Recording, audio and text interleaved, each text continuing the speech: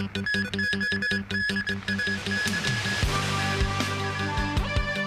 6.8 magnitude earthquake hits Tibet, leaving at least 95 people dead. Justin Trudeau to step down as Canadian Prime Minister and Liberal Party leader in the coming months. And Donald Trump says Canada should merge with the United States.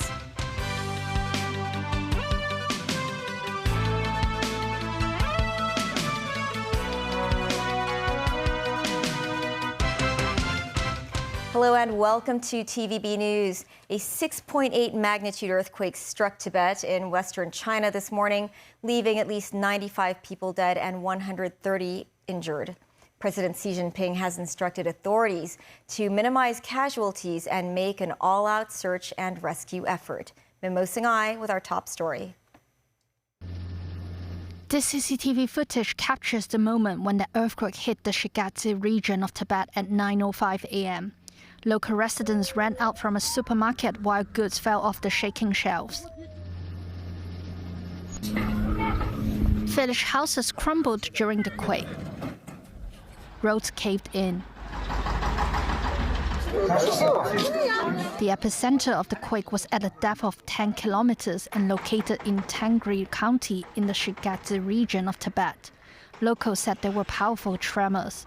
While at least 10 aftershocks have occurred since the disaster struck, local authorities say the possibility of another strong quake is low. A minute of silence was observed in a press conference on Tuesday afternoon. More than 3,400 rescue workers, including firefighters and police officers, have been deployed to the region, where the authorities have forecast a minimum temperature of between -9 and -14 degrees Celsius for the Shigatse region this week, while the highest temperature will be 10 degrees. So far, more than 20,000 pieces of relief items, such as warm coats and tents, have been delivered to the needy. Mimo Singhai, TVB News. Canadian Prime Minister Justin Trudeau announced Monday that he will step down in the coming months after almost a decade in power. This came amid rising discontent over his leadership and growing turmoil within his government. Trudeau said he will stay on as Prime Minister until a new leader is selected, prompting the opposition Conservative leader to complain that nothing has changed. Tracy Furness has more. I have always been driven by my love for Canada, by my desire to serve Canadians and by what is in the best interests of Canadians. And Canadians deserve a real choice in the next election. And it has become obvious to me with the internal battles that I cannot be the one to carry the Liberal standard into the next election. Trudeau announced his resignation outside his official residence in Ottawa in the face of rising discontent over his leadership. The House of Commons was scheduled to resume on January 27th, with the Conservatives planning to advance a no-confidence motion. Other opposition parties had indicated their readiness to bring down Trudeau's minority Liberal government. But Trudeau's request for prorogation has brought the Liberals time to run an expedited leadership race without facing a confidence vote. Prorogation until March 24th, the longest period allowed by law for the House to be out of session, is expected to be approved officially by the Governor-General. Trudeau could not recover after Finance Minister Chrystia Freeland resigned from the cabinet last month. This after he told her he no longer wanted her to serve as Finance Minister, but could remain Deputy Prime Minister and point person for US-Canada relations. An official close to Freeland said she couldn't continue serving as minister, knowing she no longer enjoyed Trudeau's confidence. Trudeau also shared his thoughts on opposition Conservative leader Pierre Poilievre, saying he has a very small vision for Canada. Pierre Poilievre's vision for this country is not the right one for Canadians. Stopping the fight against climate change doesn't make sense. Backing off on the values and strength in diversity that Canada has always worked to pull itself together on is not the right path for the country.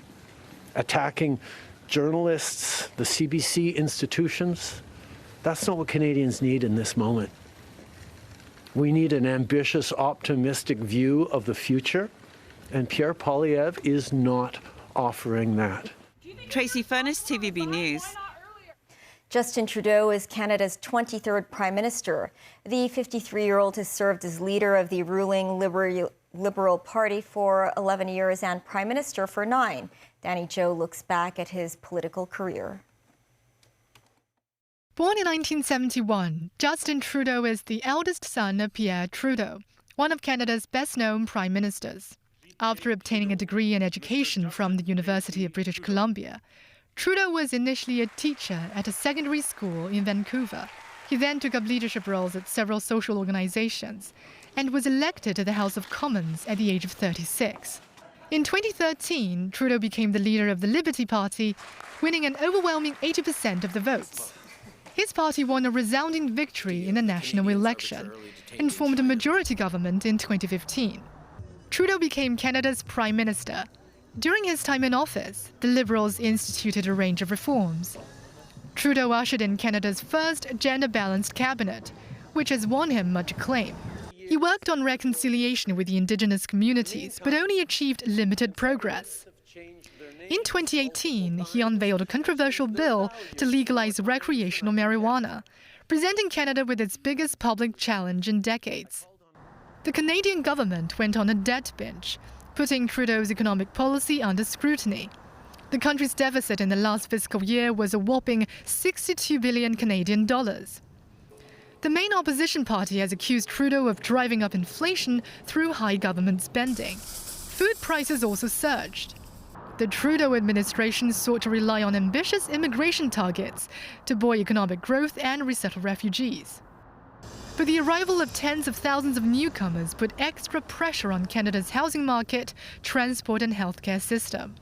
Due to intense public criticism, Trudeau apologized for the botched policy with a pledge of stringent immigration cutback. Canada's relationship with China has been fraught in recent years, particularly after Canadian police arrested and detained Huawei executive Meng Wanzhou at the request of the US in 2018. Even after Meng's release, ties between Ottawa and Beijing still remain unrepaired.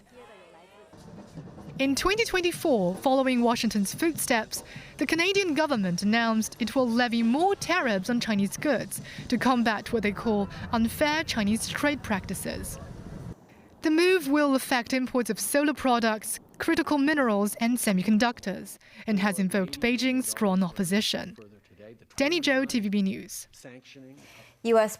President-elect Donald Trump responded to Justin Trudeau's resignation by suggesting it was a chance for the U.S. and Canada to merge.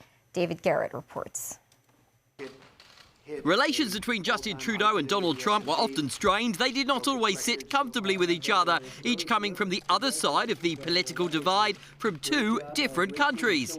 The incoming US president taking a sideswipe at the outgoing Canadian Prime Minister. On his Truth Social platform, Trump suggesting Canada and the US should merge now that Trudeau is leaving office. The president-elect writing, "Many people in Canada love being the 51st state," a reference to a phrase often used tongue-in-cheek. It appears Trump was being serious when he went on to say that the United States can no longer suffer the massive trade deficits and subsidies that Canada needs to stay afloat. Trudeau knew this and resigned. He continued if Canada were to merge with the US, there would be no tariffs, taxes would go way down, and they would be totally secure from the threat of Russian and Chinese ships that are constantly surrounding them. Together, what a great nation it would be.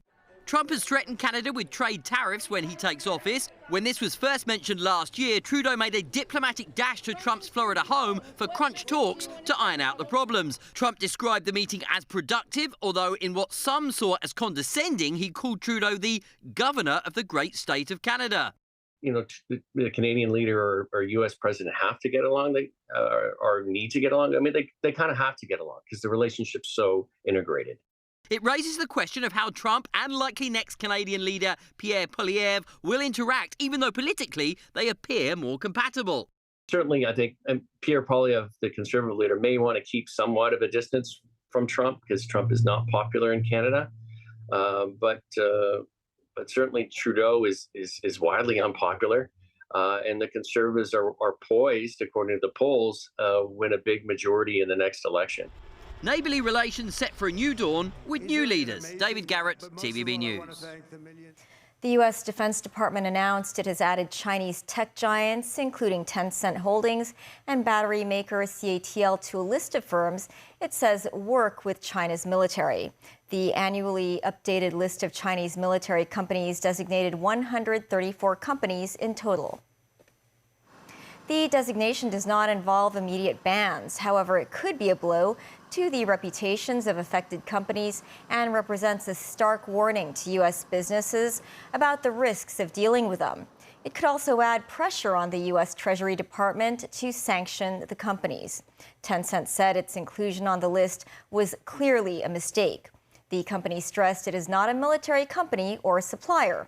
And unlike sanctions or export controls, the listing will have no impact on its business. CATL also called the designation a mistake, saying it is not engaged in any military-related activities.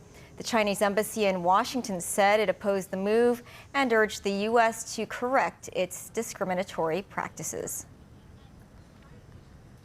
The government announced its land sale plan for the current quarter. On offer is only one plot of residential land in Tung Chung that the government failed to sell in an earlier attempt. Secretary for Development Bernadette Lim said after listening to the market, the terms of tender have been changed for the site, which is near the sea. A total of 745 units can now be built on the land plot instead of the previous 400. The average floor area per unit will now be 540 square feet instead of 970 square feet. Together with other projects, land supply in the first quarter can produce 1,100 units.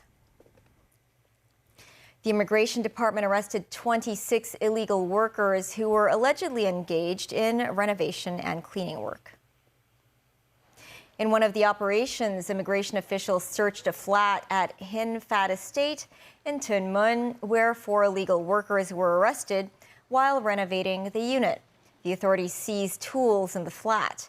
Starting last week, the Immigration Department began cracking down on illegal workers in various districts. Altogether, the authorities arrested 26 illegal workers aged between 20 and 57. 25 are from the mainland. They entered the city as tourists. 2 male and 1 female employers were also arrested on suspicion of hiring illegal workers. And the Mark 6 New Year snowball draw will take place at 9:30 tonight. The jackpot for the draw will be $128 million for a single $10 winning unit, potentially the highest in the Mark 6 lottery's history. This morning, a queue was formed outside the Jockey Club off-course betting branch on Stanley Street in Central, which has hailed as the luckiest betting station. The Mark 6 lottery was launched almost 50 years ago, but the payout for a winning unit has never surpassed $100 million. Still ahead, North Korea says it tested a new hypersonic intermediate-range missile. Hong Kong will relax its new capital investment scheme to attract more people to the city. And details of the upcoming Lunar New Year parade.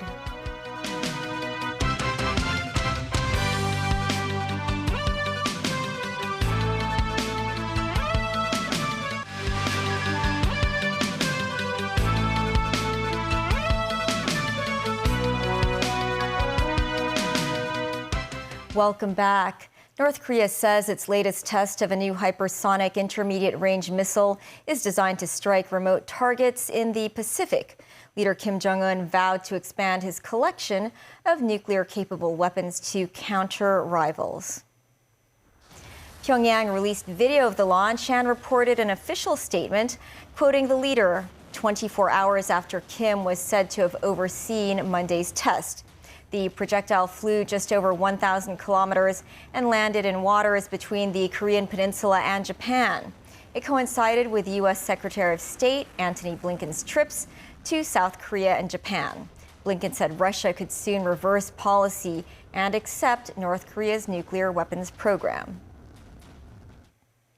Foreign Minister Wang Yi is promising billions to Namibia as he starts his New Year African tour.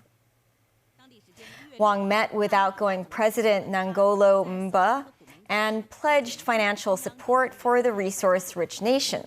Beijing will invest in Namibia's nuclear power, provide money for mineral processing, and housing for the police force. Later, Wang met President-elect Netumbo Nandi-Ndaitwah, also known as NNN. She was elected last year and takes office in March. China's top diplomat will also visit the Republic of Congo, Chad, and Nigeria on the week-long voyage. The government will relax the new capital investment scheme in order to attract more people with assets to come to the city. During the first 10 months of the scheme, there were over 800 applications involving an estimated investment of $24 billion. For March 1st, applicants will only need to prove they have assets of 30 million Hong Kong dollars 6 months prior to their application, instead of the earlier requirement of 2 years. The new terms will allow applicants to put money into their family office's investments. Assets held by family members of the applicant will also be counted. Now, with this new enhancement, as the holdings and the assets under the family investment holding vehicle of the applicant would now be counted towards the investment requirement. So they do not have to separately find another 30 million to apply for the scheme, and therefore we believe that will create more synergy between the family office and the new CIES scheme. Former media tycoon Jimmy Lai today continued to testify in his national security trial. Lai was charged with 2 counts of conspiracy to collude with foreign forces and 1 count of conspiring to publish seditious materials. Day 115 of Jimmy Lai's trial resumed at West Kowloon Law Courts. The defense counsel asked Lai about an interview he did in 2020, during which he mentioned his wish for Donald Trump to be re-elected as U.S. president. Lai said Trump had been paying attention to Hong Kong's situation, and Trump was someone who would keep his promises. Lai said Trump would take serious measures on Hong Kong, even though the national security law had been implemented back then. The trial continues tomorrow. Hong Kong's air cargo business has recovered from the downturn during the COVID-19 pandemic.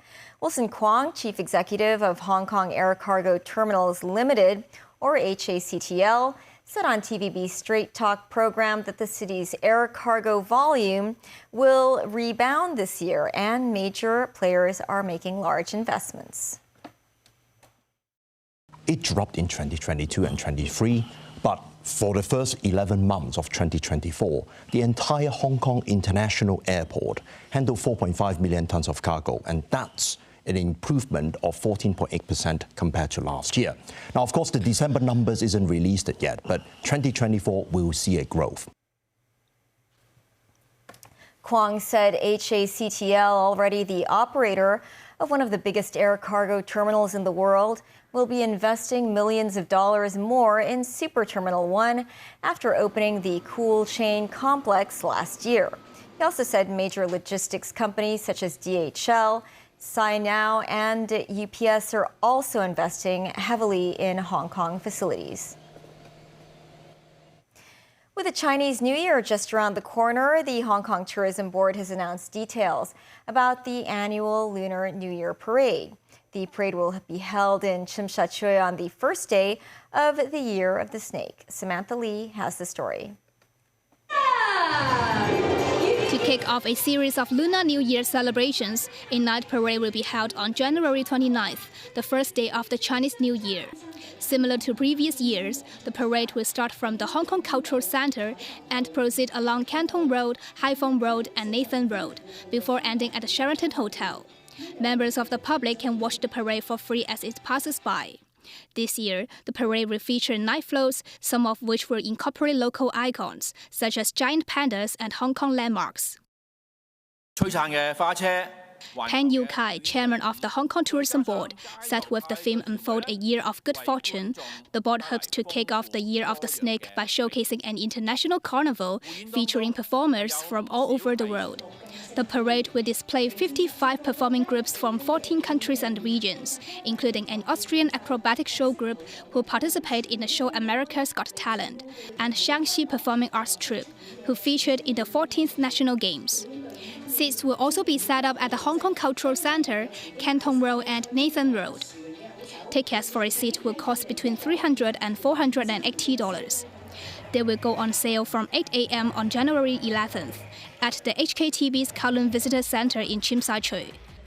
The Hong Kong Tourism Board will provide visitors with a handy New Year travel guide by launching a one-stop Chinese New Year celebration webpage, bringing together details of celebrations across the city. The HKTB hopes this will help attract visitors to stay a few more days here. Samantha Lee, TVB News. That's the news. Thanks for watching. Bye for now.